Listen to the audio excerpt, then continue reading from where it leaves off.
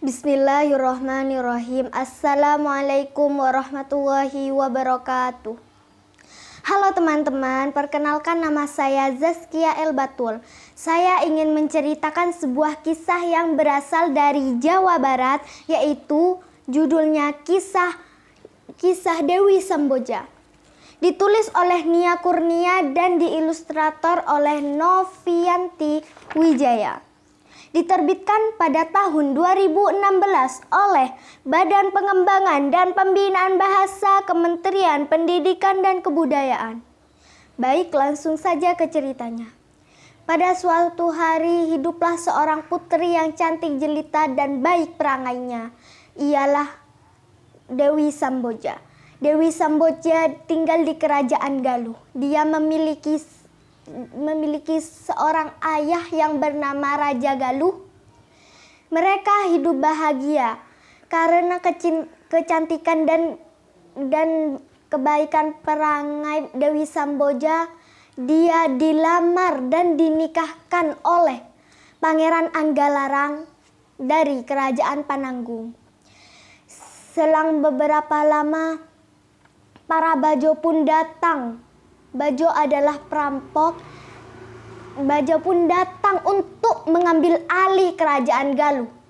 Setelah itu, ayahanda Raja Galuh dan Pangeran Anggalarang menyuruh para dayang dan tentara untuk membawa Dewi Samboja mengasingkan diri ke sebuah tempat yang aman.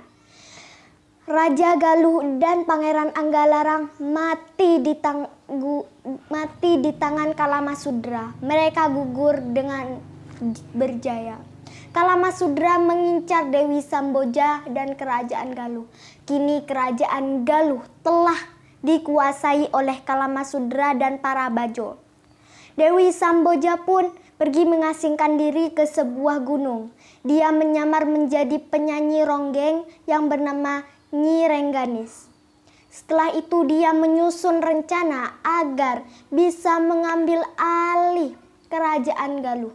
Setelah itu dia bertemu dengan Patih Saunggaling, yaitu paman Pangeran Anggalarang, dan mereka bekerja sama.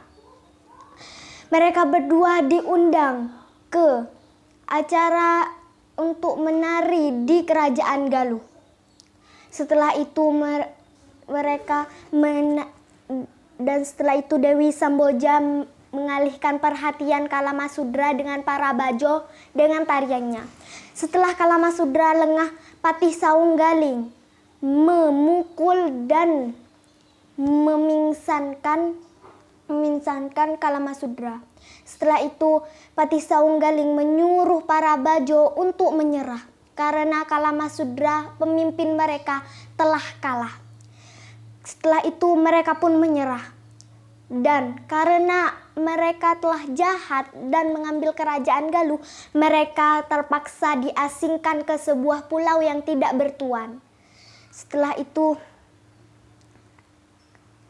itu Dewi Samboja dan Patih Saunggaling pergi ke kerajaan Pananggung untuk menghadap kepada ayahanda Pangeran Anggalarang, yaitu Prabu Haur Kuning.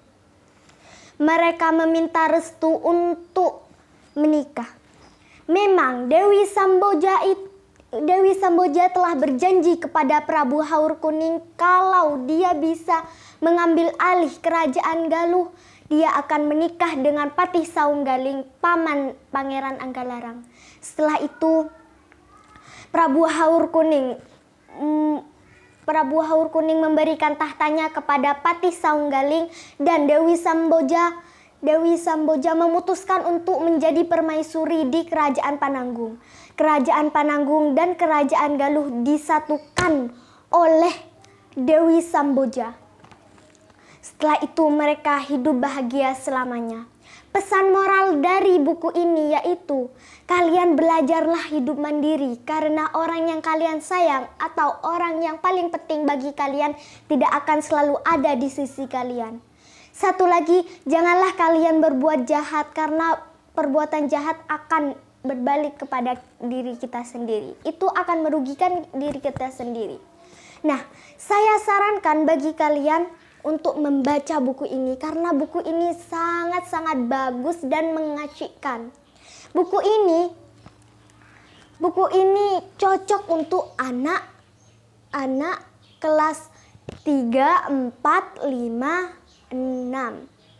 Nah, karena kosakatanya atau bahasanya tidak sulit dipahami.